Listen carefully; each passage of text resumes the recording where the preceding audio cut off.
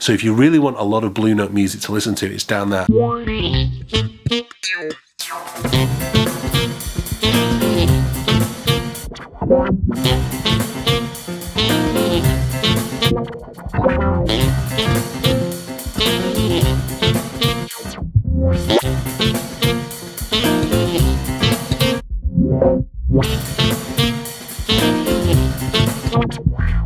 Hi there, welcome to today's vlog, and it's great to be back. As you can see, we are starting to pack up the studio, so this could be the last vlog I do here, but it's great that spring has finally sprung, although it's the 4th of March today, so I'm a little bit late on the old uptake there, but it's great to see the daffodils coming out. I will show you later on today. The village, next village along from where I currently live, Triplo, has an annual daffodil festival that a couple of years ago kind of didn't work because all the daffodils came up early, and by the time they did the daffodil festival, all the daffodils had died. So there are plenty of daffodils coming into bloom. I don't think the festival's at the end of March, but certainly they're starting to bloom probably about a couple of weeks early again. But of course, climate change isn't real, Donald, is it? I wanted to talk today about Blue Note Records. Many of you will have seen some of the Celebrating Blue Note gigs that I've been doing. I'm doing another one this Saturday in Clare College in Cambridge University, just under the chapel. They keep the sacred, beautiful sacred music. Some of you may be aware of John Rutter, who was the former head of music at Clare College. Well, under the chapel at Clare is a jazz club. Well, it's a bar really for the university students, but we are making it into a jazz club on Saturday evening, doing the Celebrating Blue Note set, and we're changing some of the Blue Note stuff around. But Blue Note Records for me is the sound of jazz. The very first album I bought was Blue Train by John Coltrane when I was 14 years old. I've been playing the saxophone a few years. This was my first Coltrane album. I've got it on vinyl. I can't show it you because all the vinyl's been packed away, amongst other things, as well as most of my CDs, but you know, there you go, it's there. And there is a playlist below for my Blue Note playlist which lasts for 3 days. So if you really want a lot of Blue Note music to listen to, it's down there, and there's just so many great records. Also, there is this fantastic book called Uncompromising Expression, and it just sets out in beautiful detail loads and loads of the history of Blue Note Records, about, you know, kind of the early recordings with Sidney Bechet and those kind of things, the Bud Powell recordings. There's Blue Train photographs just as I open it up. It's not a cheap book. It really isn't a cheap book. I'll link to it in my Wednesday email. If you're not on my Wednesday email, head to the Cambridge Saxophone link below. You can get 4 free saxophone lessons and be part of my Wednesday email. But this book, fantastic. Really, really, you'll see there's a few sort of post-it notes that I've placed in there. I've based the playlist on this book, going through some of the albums that are on there. And I really, really enjoy sticking the playlist on, or finding one of the playlists on Spotify or Apple Music for me these days, and just sitting and listening and reading through, because these days you don't have liner notes, of course, with playlists. So very, very, very good book. Highly, highly recommend it. But yeah, that Blue Note stuff is just, for me, it's the sound of jazz, especially modern jazz, but also going back to Sidney Bechet, you know, that early recording of Summertime. You'll have heard me play that before. Those Bud Powell records, the Monk records, you know, there's so much, isn't there? We were playing some of the Clifford Brown stuff on Paul's gig last week, which was really, really exciting. So I suppose I better do some practice.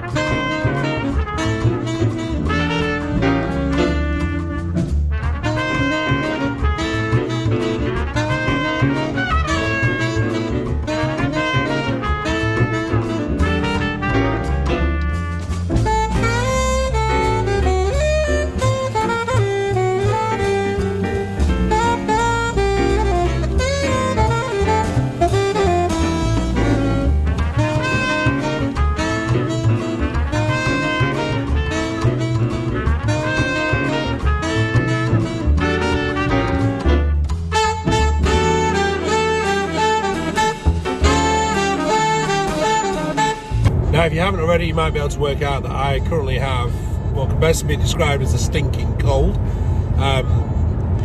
The worst bit about the cold, I've had it now for nearly 10 days, coming up to 2 weeks, and I thought I was getting over it at the weekend, and then it's now sort of got in my head and I'm all bunged up. So at night, I'm clearly sleeping with my mouth open all night, which is probably quite grateful that nobody else is sleeping with me with the snoring, but it means that your mouth is all dry and the throat is horrible. But it's more, I'm really concerned, I'm getting, and I'm sure many of you have this when you've had colds or lips, and it's, you know, and the lip is just starting to get very, very sensitive. Just there, just where the reed wants to sit. And I can guarantee, gig at the weekend, that lip is going to split before then, which I really don't want to happen. So, I'm applying lip sole. Well, I can't use the analogy I was going to use, but like a lady who likes to apply a lot of lipstick. Heading into Cambridge, I've got a small window. I need to get some more boxes, and Charlie has started playing the trumpet. But the trumpet a friend of mine has lent me, it's a Selma trumpet. It seems okay, nice brand and everything, but there's a valve sticking. I'm not a trumpet player, so I'm going to take it to the shop in Cambridge and see if they can just double check that it's in working order, because I don't want him to try and, you know, be working with an instrument that just doesn't work.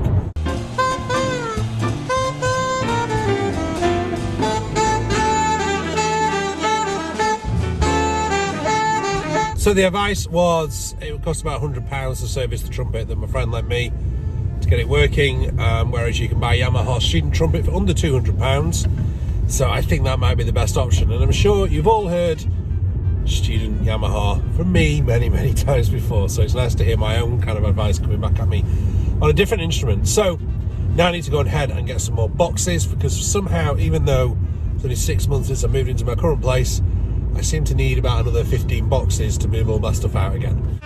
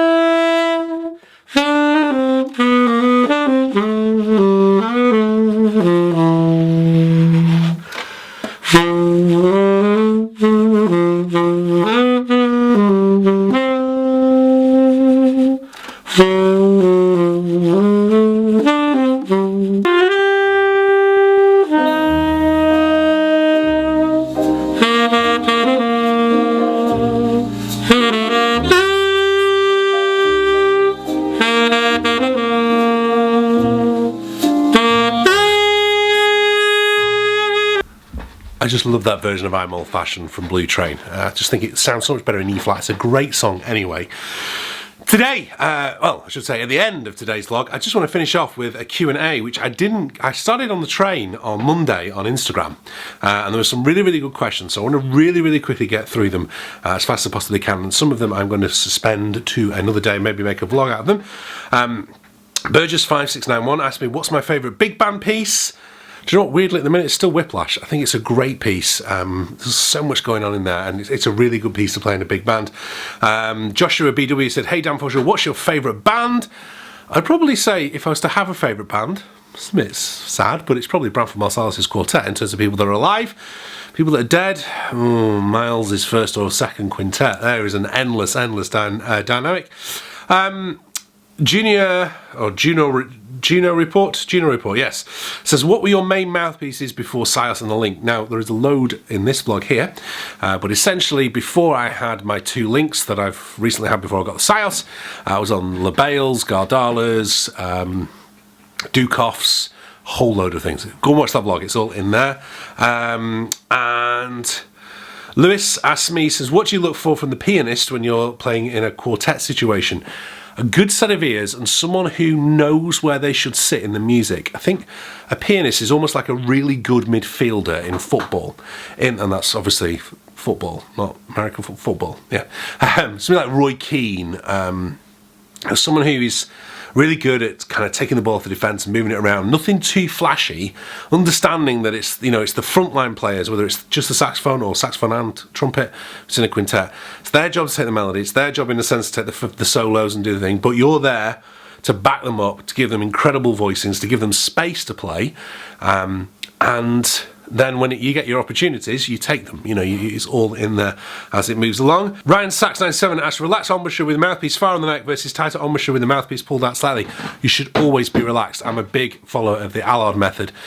Something maybe to talk about in other weeks, but there's loads of it on Cambridge Saxophone as we go along. I will be back with one more vlog for next week. We are at 9,920 subscribers, which is quite remarkable. We're about to break the magic 10,000 barrier. When we break the magic 10,000 barrier, I have an incredibly special video on the way for you. So please tell your friends. Make sure you are subscribing if you don't do already. Please give me a like. Make sure you check out my last vlog here. This is what I was up to 3 years ago when I was in Leipzig, playing with a band whose saxophone player that they had before me was Chris Potter. Don't forget to subscribe. I'll see you soon. Bye-bye.